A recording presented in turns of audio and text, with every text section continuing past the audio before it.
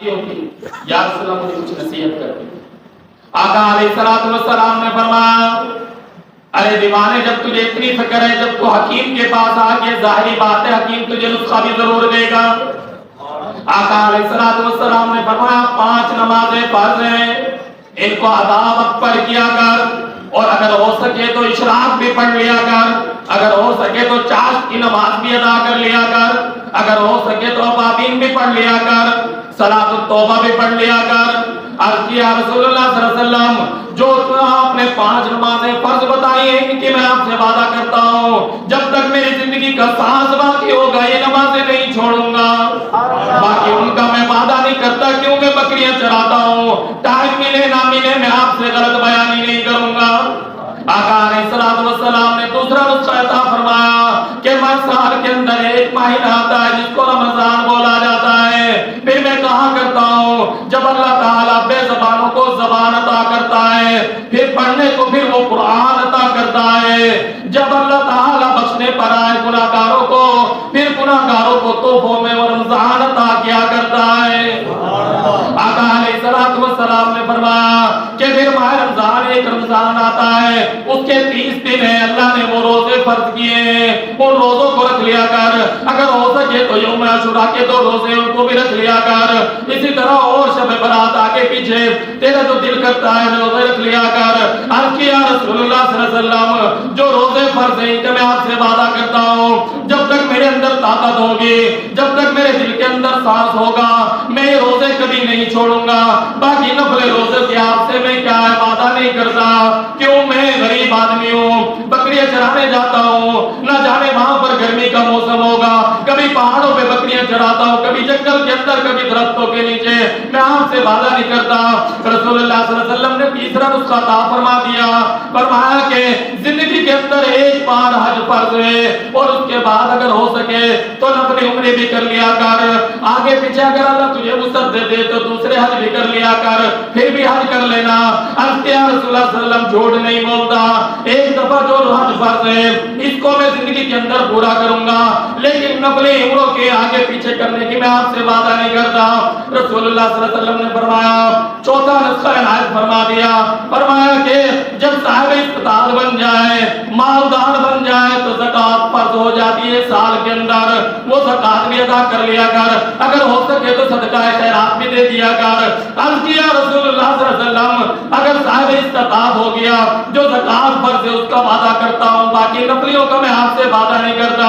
رسول اللہ صلی اللہ علیہ وسلم مسکرا پھر عرض کیا رسول اللہ صلی اللہ علیہ وسلم اس کے علاوہ کچھ اور حکم ہو؟ آقا علیہ السلام نے فرمایا یہی تیرے لیے کافی ہے۔ عرض کیا رسول اللہ صلی اللہ علیہ وسلم مجھے اجازت دیجیے، ایمان والوں قدردانوں مہربانوں ذرا توجہ کرنا، آقا علیہ السلام سے اجازت چاہے۔ آقا علیہ السلام آئے ہوئے مہمان کے لیے 2-4 قدم چلا کرتے تھے، اس کو رخصت کرنے کے لیے آگے جایا کرتے تھے، اور جب بھی کوئی مہمان آ جائے چاہے غریب ہے، چاہے یتیم ہے، چاہے مسکین ہے، چاہے لاٹ ہے، چاہے فقیر مانگنے والا ہے، لیکن اس کی عزت اور توقیر کرنا مجھ پر آپ پر فرض ہے۔ کیوں امام الانبیاء جب اس کی عزت کرتے ہیں تو میں اور آپ مہمان کی عزت کیوں نہیں کرتے؟ امام الانبیاء نے فرمایا کہ ٹھیک ہے، امام الانبیاء نے اس کو رخصت کیا۔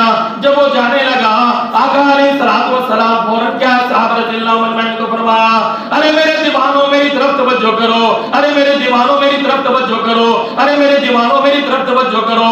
3 مرتبہ رحمت دو جہاں نے جملہ فرمایا۔ جب صحابہ رضی اللہ عنہ متوجہ ہو گئے، متوجہ ہونے کے بعد وہ ایمان والوں خوشخبری ہو تو اس زبان سے جو امام الانبیاء کی زبان سے جن لوگوں نے خوشخبری سن لی اور پوری دنیا بھوکنے والی بھوکتی رہی لیکن ان کی بخشش کے اندر کوئی شک نہیں ہے۔ امام الانبیاء نے فرمایا ارے میرے دیوانوں اگر تم جنتی آدمی دیکھنا چاہتے ہو تو اس شخص کو دیکھ لو۔ صحابہ رضی اللہ عنہ نے کہا یا رسول اللہ یہ بدو جس کو آپ کو پتہ نہیں تھا آپ سے آ کر پوچھنا ہے کہ نبی کون ہے، اور اس نے ایسا کیا جملہ کہہ دیا، ایسا کون سا کام کر لیا کہ آپ اس کو دنیا کے اندر جنتی بنا رہے؟ آخر ہم بھی تو آپ کی قدموں میں بیٹھے ہوں۔ آقا علیہ السلام نے فرمایا ارے ایمان والو، ارے میرے دیوانوں تمہیں کیا پتا کہ یہ دل سے کتنا اخلاص لیے گر رہا ہے۔